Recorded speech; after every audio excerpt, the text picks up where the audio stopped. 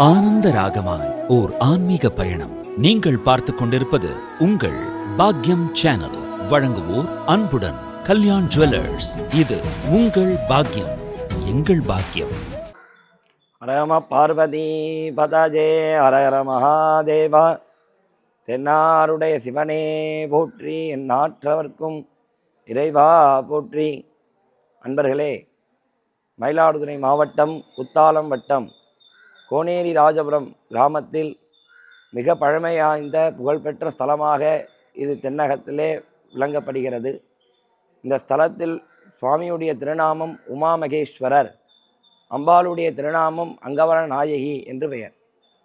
சிவாலயத்தில் பூமாதேவி தாயார் பூலோக பாரம் குறைந்து இந்த பூலோகம் சௌக்கியமாக இருக்க வேண்டி சுவாமியை தபஸ் பண்ணுறார். அதனால்தான் 4 யுகங்களாக புராணத்தில் பூமீஸ்வர க்ஷேத்திர புராணம் என்று இதற்கு ஒரு பதிகம் உண்டு. சுவாமி மிக பழமையாந்த பூமி லாபகரத்திற்காக பூமாதேவியே பூஜை பண்ண ஸ்தலமாகும். பூமாதேவியே சுவாமிக்கு ஸ்லோகம் எழுதுகிறார்.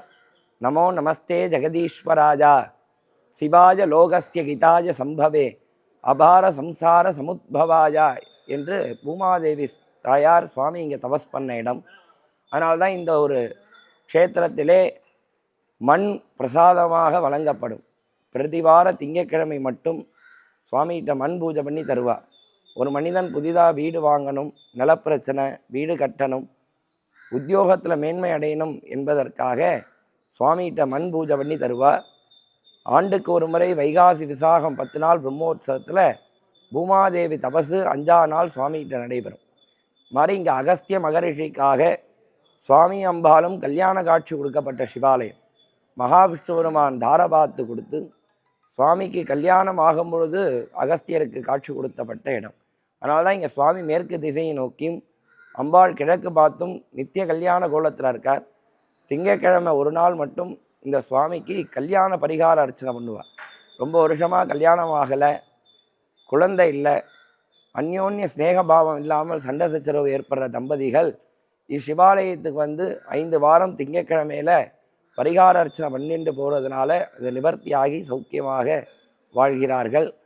அது இந்த ஸ்தலத்தில் கல்யாண பரிகார க்ஷேத்திரம். மேலும் இஸ்தலத்தில் ராஜராஜ சோழனுடைய பாட்டியார் கண்டராதித்த சோழன் மனைவி செம்பியன் மகாதேவி ராணியால் கட்டப்பட்ட ஸ்தலமாகும். அப்போ ராணியோ நடராஜபெருமான் சிலை செய்ய சொல்கிறார். ஸ்தபதி மிகுந்த சிவபக்தர். அவரோ நடராஜபெருமான் சிலையை செய்து தரேன்னு ஒத்துக்கிறார். அவரால் 1 அடி 2 அடி 3 அடி சின்ன சின்ன நடராஜபெருமான வடிவமைத்தார். பெரிய ரூபமாக செய்யும் பொழுது கையமஞ்சா காலமையில், காலமஞ்சா தலை அமையில். ஸ்தபதி எவ்வளோ முயற்சி பண்ணி பார்த்தாலும் அவரால் நடராஜபெருமான் சிலையை பார்க்க முடியல. அப்பா, இந்த சிவாலயத்தில் இப்படி ஒரு சத்திய சோதனைக்கு ஆளாக்குறே, ஏன் இந்த ஸ்தலத்தில் சுவாமி சிலை அமைய மாட்டேங்கிறதுன்னு தெரியலேன்னு அரசபைக்கு போய் ராணியிடம் சொல்கிறார். என்னமோ தெரியல, இந்த சிவாலயத்தில் நடராஜபெருமான் சிலையே அமைய மாட்டேங்கிறது அப்படிங்கிறார். இப்போ ராணியோ கோபம் கொண்டு, அப்பா நீ மிகுந்த சிவபக்தன், ஒன்னாலே நடராஜபெருமான் சிலை செய்யாவிட்டால் வேற யார் செய்து தருவது? நீ சுவாமியை செஞ்சு தரேன்னு சொன்ன வாக்கை காவந்து பண்ணாவிட்டால் நாளை காலை சூரியன் உதிக்கும் பொழுது உன் தலையை சரசாபதியாக எடுத்துருவேன்னு ராணி மிரட்டார். உடனே ஸ்தபதியோ நேராக சுவாமிகிட்ட வரார். பரமபக்தனாக இருக்கக்கூடிய அன்புதான் என்னிடம் இருக்குது, நீ வரமாட்டாயா வரமாட்டாயான்னு சுவாமியை முட்டி மோதி கதறார். அவருடைய உண்மையான அன்புக்கும் பக்திக்கும் சுவாமி அம்பாலும் மனுஷனாக வந்து இரவு நேரத்தில் அவர்கிட்ட தாகமாக இருக்குது, எதையாவது கொடு அப்படின்னு கேட்குறார். ஐயனே, நீ யார் என்று தெரியல, ஆனால் உன்னை பார்த்த ஒரு வினாடி என் மனதில் உள்ள பாரங்கள்லாம் குறைந்து விட்டது. என்னிடம் இருக்கிறதோ காய்ச்சி வச்ச பஞ்சலோக திராக குழம்பு தான் இருக்குது, அந்த நடராஜபெருமான் சிலை செய்கிறதுக்காக வச்சுட்டுருக்கேங்கிற. பக்தனுடைய பரம அன்புக்காக கொதிக்கிற பஞ்சலோக திராகத்தை பருகி நடராஜா சிவகாமியாக காட்சி கொடுத்த சுயம்பு இடம் இந்த க்ஷேத்திரம். அதனால தான் இங்கே உள்ள நடராஜருடைய திருமேனியில் ஒரு மனிதனுக்கு எப்படி மச்சம், மரு, தழும்பு, ரோமம், நாடி, நரம்புலாம் உண்டோ, இங்கே உள்ள நடராஜபெருமான் சிலா திருமேனியில் காணப்படும். சுவாமி ஜீவ சுயம்பு.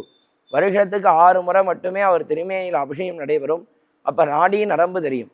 மாதிரி இந்த ஸ்தலத்தில் மறுநாள் ராணி வந்து பார்க்குறார்.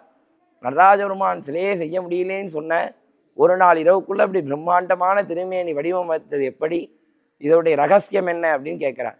சுவாமியே வந்து நின்றார் அப்படிங்கிறார். நீ சொல்வது உண்மையானால் நான் சுவாமியை பரீட்சித்து பார்க்கலாமான்னு ஒளி எடுத்து சுவாமி பாதத்தில் தட்டுறா. சுவாமியுடைய கணுக்கால் மேலே வெட்டுப்பட்ட தழும்பு இன்னைக்கு தெரியும். அது சுவாமி வெட்டுப்பட்டு அந்த ரத்தமானது ராணி மேலே பட்டதனால உடம்பெல்லாம் விண்குட்ட தொழுநோயாக சாபம் ஏற்பட்டது. அந்த சாப விமோசனத்துக்காக முன்னாடி வைத்தியநாத பெருமானா சுவாமியை காட்சி கொடுத்த இடம். கொடிய வியாதி ருணரோகங்கள் உள்ளவா இங்கே உள்ள வைத்தியநாத சுவாமியிடம் 48 நாள் நெய் பால் தேன் கலந்து அபிஷேகம் பண்ணி சாப்பிட்டா கொடிய வியாதியும் நிவர்த்தியாகும். அநேக அன்பர்களுக்கு கேன்சர் முதலாகிய நோய்கள் நிவர்த்தியாகியிருக்கு. அதனால தான் வைத்தியநாத சுவாமிகிட்ட இங்கே சக்தி வாய்ந்த தெய்வம், எவ்வளோ பெரிய வியாதியாக இருந்தாலும் நிவர்த்தி ஆகக்கூடிய ஸ்தலம் மாதிரி இந்த ஸ்தலத்தில் 2 மகோத்சவங்கள் நடைபெறும். வைகாசி மாதம் 10 நாள் கொடியேற்றி பிரம்மாண்டமான திருவிழாவும், மார்கழி ஆருத்ரா தரிசனம் 10 நாள் திருவிழாவும் இந்த சிவாலயத்தில் நடைபெறுகிறது. மேலும் மாசி மாதம் 19, 20, 21 இந்த 3 தினங்கள் மட்டும் சூரிய அஸ்தமன ஒளி சிவபெருமானுடைய திருமேனியில் படும் ஆகாயத்திலேருந்து. இந்த 3 நாள் சுவாமிக்கு சூரிய விரத பூஜை. அதனால தான் இந்த ஸ்தலத்தில் நவக்கிரகங்கள் 9 சூரியனை பார்த்துருக்கும். இங்கே சுவாமியை வழிபடுறவாளுக்கு நவக்கிரகத்தினால ஏற்படக்கூடிய தோஷங்கள் நிவர்த்தியாகும். சைவ சமயாச்சாரியர்களால் அப்பர் பெருமானாலும் திருஞான சம்பந்த பெருமானாலையும் பதிகம் பாடிய ஸ்தலம். திருஞான சம்பந்தர் ஸ்தலத்துக்கு திருநல்லம் அப்படிங்கிறார். நல்லமுடையார் நல்ல காலம் மனிதனுக்கு ஏற்பட்டால் மட்டுமே இந்த ஸ்தலத்தில் வந்து சுவாமியை வழிபடலாமா. கல்லால் நிழல்மேய கரைசேர் கண்டாவென் எல்லா மொழியாலும் இமையோர் தொழுதேத்த வில்லான் அரண் 3 வெந்த விழவெய்த நல்லான் நமையாழ்வான் நல்லம் நகரானேங்கிற. சுவாமியை பார்க்கணுன்னாலே திருஜன்மால புண்ணிய பிராப்தம் இருந்தால் திருநல்லத்தை வந்து அடையலாம். சுவாமியை வழிபட்ட உடனே நல்ல காலம் ஏற்படுமா. அப்பேற்பட்ட உன்னதமான ஸ்தலம். சுவாமி இங்கே தரிசனம் பண்ணாலே எல்லா விதமான பாவங்களும் சாபங்களும் விமோசனமாகும் அப்படிங்கிற.